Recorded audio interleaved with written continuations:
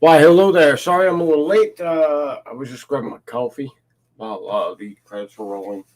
I had to go dig for the milk in the back. All right, we got a sound check. It's positive. And um, then you're going to be stuck with just me. And since it's just me, it looks like we'll just go like that. Donna's not feeling too well, so she's going to lay down and relax. Um, so, do we want to talk about it? Do you guys want to talk about it?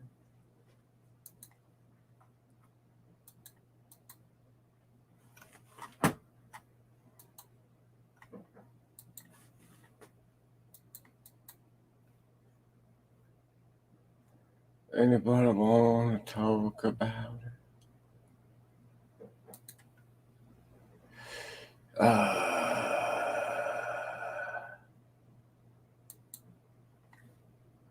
So, yeah, it looks like I'm pretty much on my own today. Um, uh, so what I want to talk about today is why not just give up? Why not just throw in the towel, walk away, pretend to be one of those uh, deaf, blind, mutes, as um, Salinger had said in Catcher in the Rye. Um, it's easier, certainly.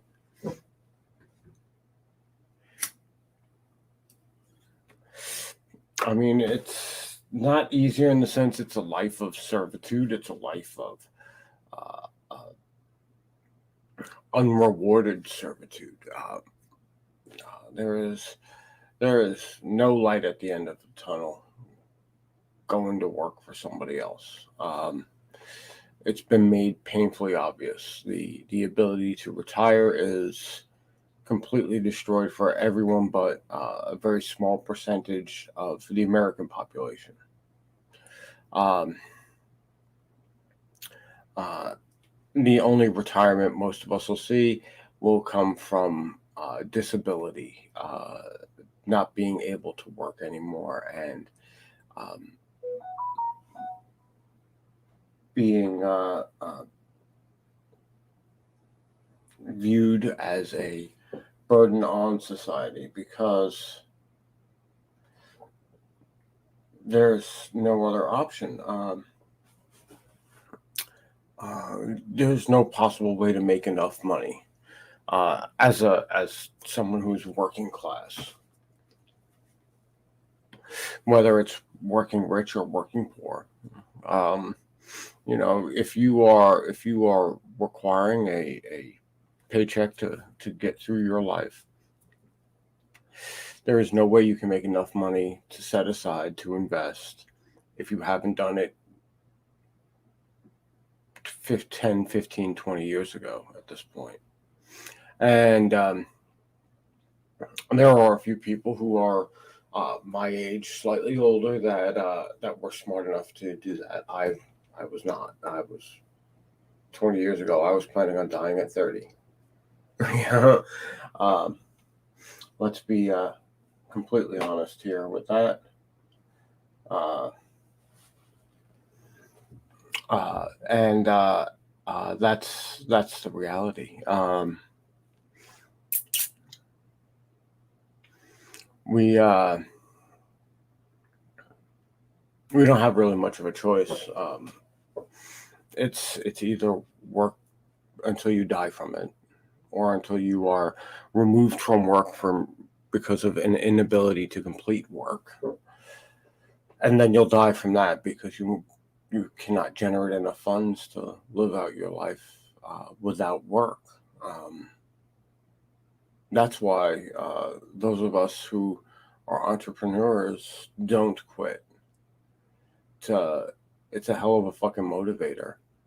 When I'm not even in the position of I have kids and I've got to provide a future for them. Um, just a future for yourself is enough of a motivator. Um,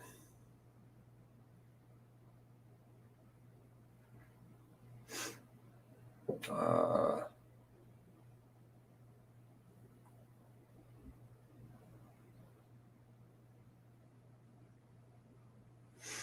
um,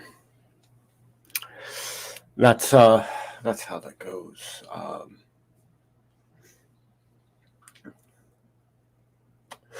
So yeah.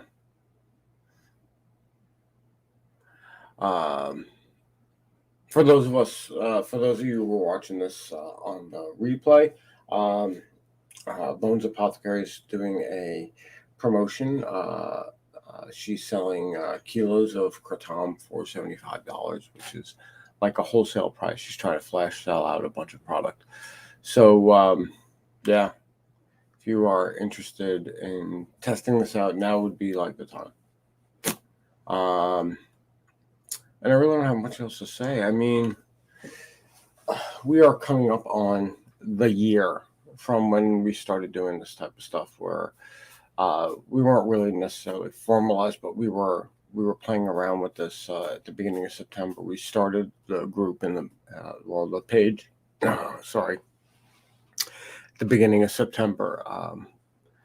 We've seen some people have some success. We've seen some people just drop off the face of the earth. I mean, they're still around, but they're not actively pursuing or talking about their business, and I don't know why, but that's that. Um, uh, the world is starting to close up around us, and I think that's it's an important thing to pay attention to. This is the point where people really decide what they're made of.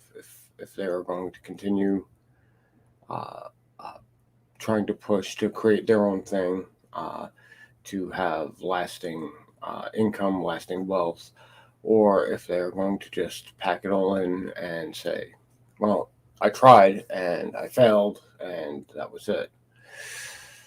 I mean, no one needs to be reminded of the old saying that a successful person has failed more times than a failure has even tried. So, I mean, there's that. So if you are inclined to keep swinging, I would suggest you just keep swinging. You can't if you've seen what I see. If you see the future that I see for the uh, servant class of the United States, which is basically what the working class has become. Um, we are a service-based economy. We don't manufacture anything. We don't really cultivate leadership. If you fall into middle management, you're still serving class. You're just slightly higher in the pecking order from the other servants. That's all. And it's painfully obvious that that's what they want. All the complaints about there's no staff for restaurants because people ran off to go make money via OnlyFans or via Twitch streaming or uh, opening their own digital businesses, drop shipping, what have you. And now there's a big scurry to try and nip that stuff in the bud because, well, the world's opening up and we want our servants back. That's about as much as they value you. So yeah, this this is a little less about markets and a little more about the elephant in the fucking room. I wish I could be happy and go lucky about this and be like, and fuck these guys, and we're gonna make it. But it's a long, rough road ahead of us, and a lot of us need to start working together to start creating different ways around their systems. And some of the people that which I was hoping to be able to rely on to help create those ways have decided that they prefer to have those systems in place. And that's sad for me.